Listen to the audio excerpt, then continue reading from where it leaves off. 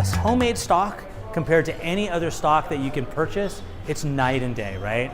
It's just unbelievable. Beef stock, veal stock, chicken stock, they're so simple. When you go to your butcher, you tell them you want some bones. You take your bones home, you throw some vegetables with the bones, carrots, onions, celery, a few tomatoes, and you throw it on a tray in the oven and you roast them. 15, 20 minutes, you roast, you're not gonna burn them.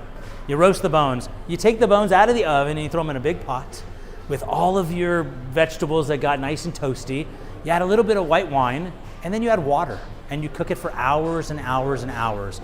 Chicken stock is the only thing you don't want to cook more than 5 hours. After 5 hours, your chicken stock changes. It starts to become cloudy, gelatinous, and bitter, right? So 5 hours is perfect for chicken stock.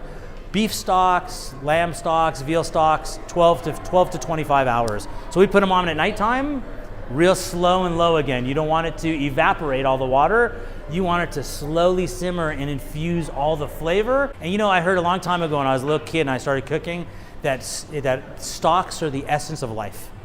That's what a great chef once said, that if you drank stock every single day, you could live forever. Like the healthiness, again, think about it, where all the great vitamins come from, the marrow, the bones, that's where all of the most nutrients are coming from that part of the animal. So you're putting them into a broth and then you're drinking it. It's like, it's amazing.